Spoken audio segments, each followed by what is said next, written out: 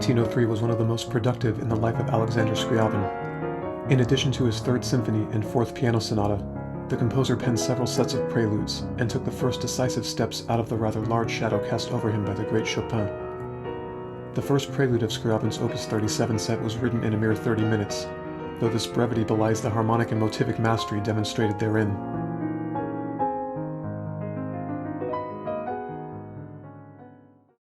The opening bars drop the listener into a sound world of vibrant color and inner pathos.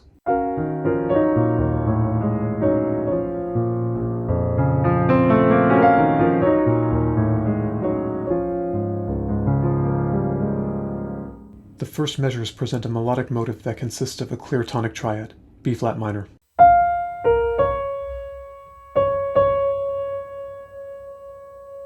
Interestingly, Scriabin harmonizes this with an E-flat minor 9 chord,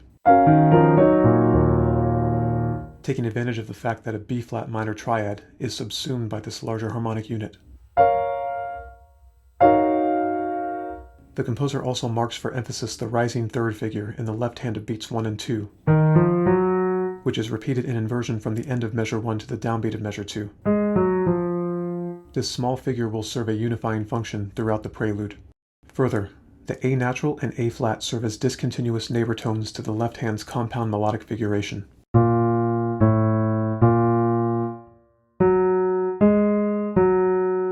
When the B flat minor harmony arrives at the downbeat of measure 2, it does so with an F bass, thereafter moving to the root on a weaker rhythmic division of the first beat, which weakens both the strength of its arrival and the plagal cadence of the first two measures. Toward the end of this measure, the composer marks for emphasis a broken F major triad, an inversion of the first measure's B flat minor motive, hinting at a tonic dominant progression. Measure 3 is a verbatim repetition of measure 1, with one interesting exception. The A natural is now spelled as a B double flat, clarifying the latter's function as a chromatic passing tone, in distinction to the A natural's neighbor function. When the downbeat of measure 4 repeats that of measure 2, the listener expects a return of the tonic harmony. This expectation is disconfirmed by the following A flat and D flat, which turn the harmony toward the mediant, D flat major. Only upon the arrival of these two pitches does the ear retrospectively understand the previous measure's B double flat as a chromatic passing tone. This D flat major chord also shows Scriabin's increasing predilection for ambiguous harmony. The E flat minor ninth chord of measure 3 pivots from functioning as the subdominant in the home key of B flat minor to functioning as the supertonic in the key of the mediant, D flat major. To facilitate this modulation, the composer requires a dominant harmony in the new key. Rather than deploying an unambiguous A flat dominant seventh, Scriabin retains the D flat in the upper staff as a pedal tone, which leaves the listener with the more ambiguous A flat 7 sus 4 chord. This harmonic ambiguity is apparent if measure 3 is reimagined with the mediant key's leading tone, C natural, as the last eighth note of the third measure.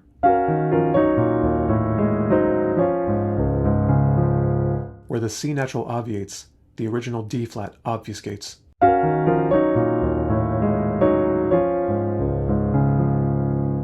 Measures 5 through 10 sequence the material from the opening measures and move unambiguously to the tonic key's dominant harmony.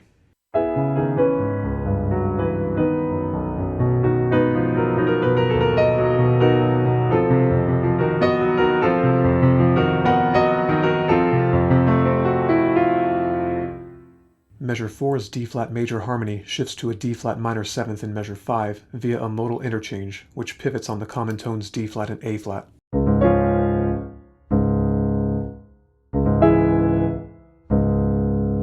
This measure also sequences the material of measure 3 down a whole step, complete with chromatic passing tone and avoidance of the leading tone resolution at the end of the measure. These measures cadence in the region of the Neapolitan, C-flat major.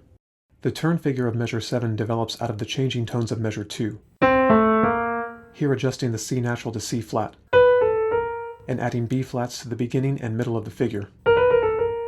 Scriabin also brilliantly connects this turn with the neighbor motion of measures 1 and 2, here expanding the B-flat A B-flat neighbor tone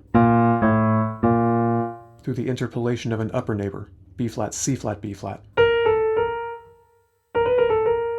In measure 8, the music finally moves to the first clear dominant, harmonically reinterpreting the previous measure's C-flat major 7th chord as a Neapolitan. This alternation between Neapolitan and dominant is repeated several times before settling on the dominant in measure 10, which includes a sweeping accompaniment figure that connects with that of measure 2, forming a long-range tonic to dominant movement.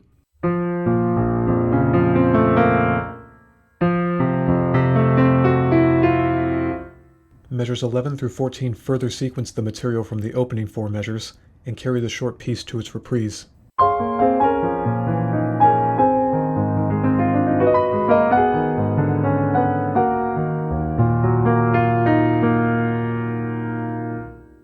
Though measure 10's dominant harmony moves to its tonic in measure 11, several factors severely weaken this typically strong harmonic motion. The tonic harmony of measure 11 includes a ninth in the upper voice, while avoiding the root on the downbeat. Further, the triadic motive, pitch distribution, and accompaniment of this measure link it with the previous versions in measures 1, 3, and 5, each of which projected a predominant harmony. The listener, remembering the previous versions of this material, will be inclined to hear this B-flat minor 9th chord not as a tonic resolving the previous measure's dominant harmony, but as a predominant harmony pointing the way to yet another harmonic excursion, a reading that is confirmed by measure 12's A-flat major chord, here heard as a new tonic.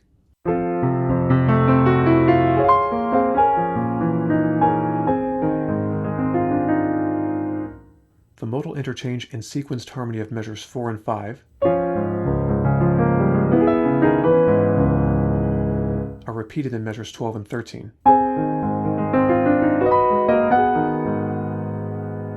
Resulting in an A-flat minor 7th chord that moves, as a subdominant harmony, to its tonic E-flat minor triad in measure 14, a harmony that will itself be reinterpreted as a subdominant in the home key of B-flat minor in measure 15. Also noteworthy is the repetition of the opening measure's triadic motive, now transposed and adjusted to a C-flat major triad. Here recalling both the Neapolitan harmonies and tonicized Neapolitan region of measures 5 through 9. In measure 14, Scriabin marks for emphasis a motive that combines both the triadic motive of the first measure, here an inversion, with an inversion of the rising third motive heard in the same measure.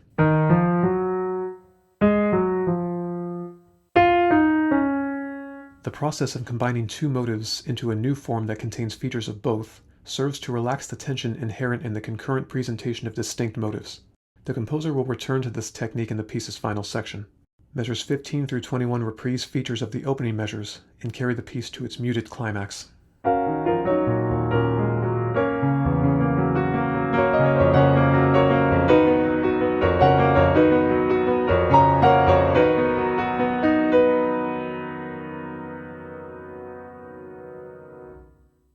Measure 15 reprises the opening measure, but omits the neighbor motion to A natural heard in the first version, instead transferring the chromatic motion to the bass in measure 16 via the E natural that moves to F in measure 17. It is interesting to compare Scriabin's harmonization of this chromatic motion to that of Chopin in his Opus 10 No. 5 Etude. Here, the composer moves from the subdominant through the third inversion German augmented sixth to the cadential 6/4 chord. Scriabin's harmonization borrows from, yet intensifies that of his predecessor through the use of extended harmony on the subdominant and through the dissonant third inversion submediant 7th chord built on the F bass. The differences can be heard clearly in harmonic reduction.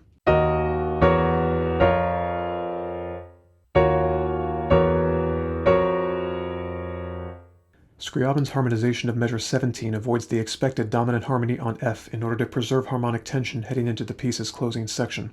It also results in an interesting feature when comparing measures 7 through 10 to their reprise in measures 17 through 21. In the earlier measures, the Neapolitan harmony occurs with the quintuplet figure and at the last 4 eighth notes of measures 8 and 9. During the reprise, the Neapolitan harmony is deployed at the first 5 eighth notes of measures 18 and 19 and during the entirety of measure 20. In other words, the Neapolitan occupies the precise rhythmic positions it did not occupy in the original form, treating this harmony as a harmonico-rhythmic complement to its positioning in the earlier measures. Hearing both phrases back to back is illustrative.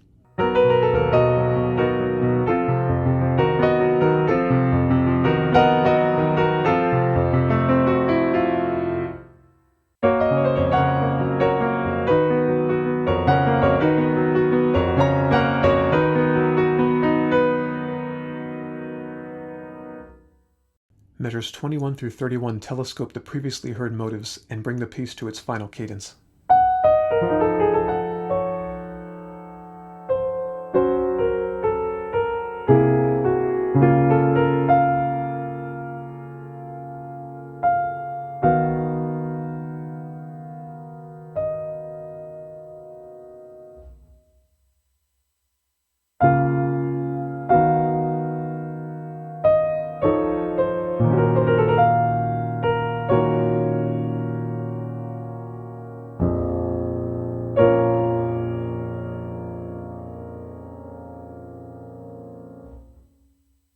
The descending E-flat minor triad of measure 21 connects with both the opening measure's E-flat minor ninth harmony and the same falling triad in the high voice of measure 9.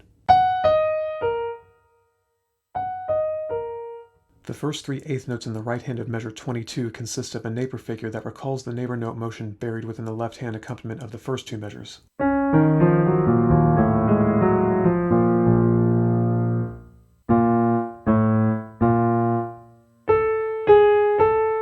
And also recalls the melody of measures 7 through the downbeat of 9.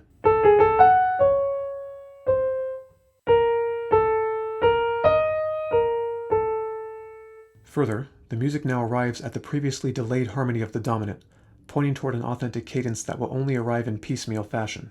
The deceptive motion of measure 23 includes the deployment of 3 duplets, which serve to obscure a clear sense of rhythm as the piece continues its lurch toward the final cadence. These duplets present a melodic figure that, as before, combines 2 previously heard motivic forms, the rising and falling 3-note figures in the accompaniment of the first 2 measures,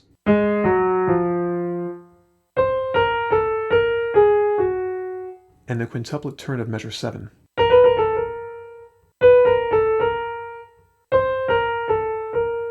Again dissolving away the piece's distinct motives into the nothingness of the approaching end. A secondary dominant moves via deceptive motion to a first inversion tonic chord in measure 24, which supports a rising melodic figure that alludes to the similar figure of measures 2 and 3.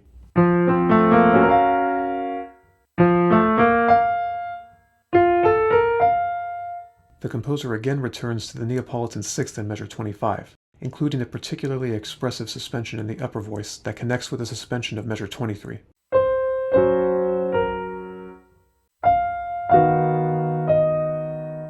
After a pregnant pause, Scriabin repeats the first inversion tonic to Neapolitan's sixth motion, now leading to the piece's final dominant seventh harmony. Here we encounter a brilliant harmonic deception that serves as the short piece's denouement.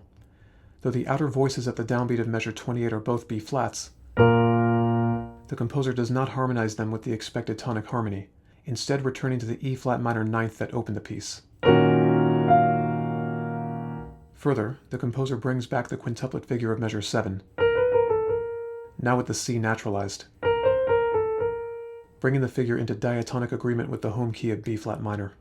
In the music's final breath, the first measure's triadic motive is recalled one last time,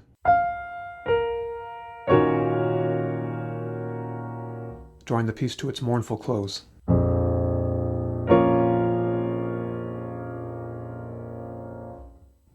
Thanks for watching. If you have suggestions for future analyses, please leave them in the comments below.